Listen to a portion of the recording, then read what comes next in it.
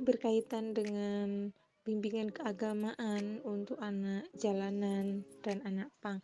Sebenarnya anak jalanan itu ada banyak macamnya ya. Jadi mungkin kalau dispesifikkan dengan anak pang gitu ya, tentang komunikasi atau pendampingan belajar agamanya.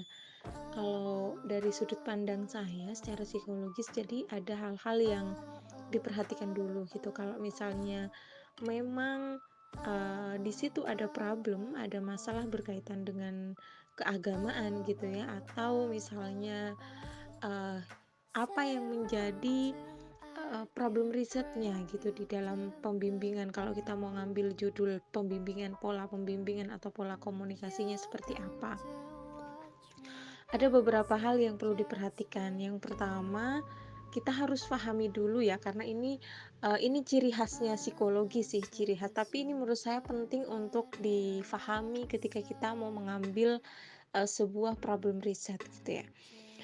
Uh, Masalah itu harus benar-benar ada, jadi bukan yang diada-ada. Kalau misalnya nih, yang diada itu seperti apa?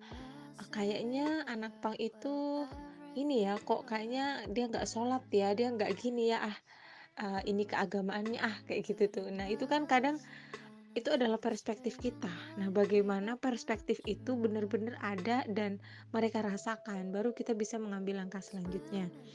Yang kedua, ketika sudah kita menemukan problemnya, nah anak pang itu apa cirinya? Ciri dari mereka itu apa? Karena pang itu punya ciri khasnya masing-masing. Di setiap daerah itu kan kalau teman-teman lihat itu ada pang ini, ada pang itu, ada pang apa dan lain sebagainya. Itu harus kita pahami dulu gitu.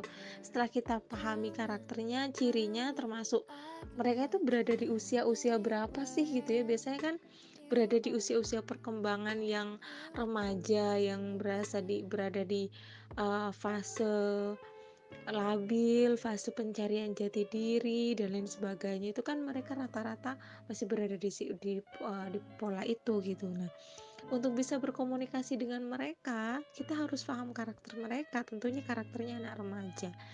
Yang ke berapa nih? Ketiga ya. Yang harus kita pahami adalah latar belakang kenapa sih mereka memilih jadi punk. Apakah karena ada broken home atau apakah ada ketidakmampuan secara ekonomi sehingga mereka memilih untuk berada di jalanan.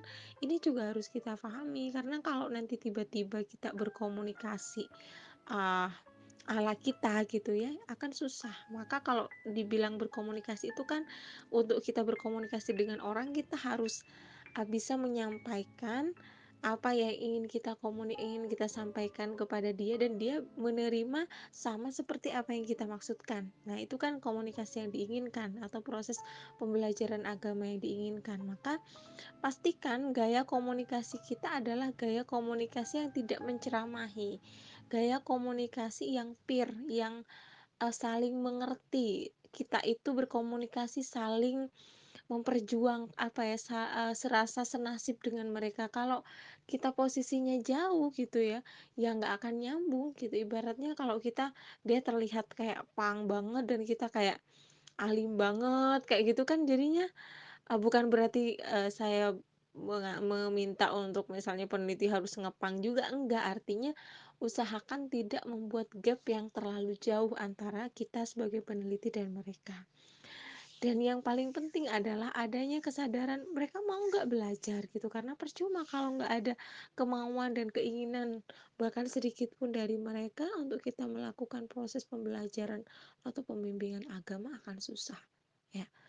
Yang paling penting itu ya, ketika ingin memahami mereka, ketika ingin mendamping mereka, adalah pahami dulu apa yang mereka mau, pahami dulu karakternya, pahami apa yang mereka butuhkan, dan ini membutuhkan asesmen. Ini setiap kali saya berbicara tentang judul, saya selalu apa ya, mengatakan di situ adanya proses asesmen, karena itu penting untuk kita bisa mengetahui langkah lebih lanjut apa yang harus kita lakukan, seperti itu.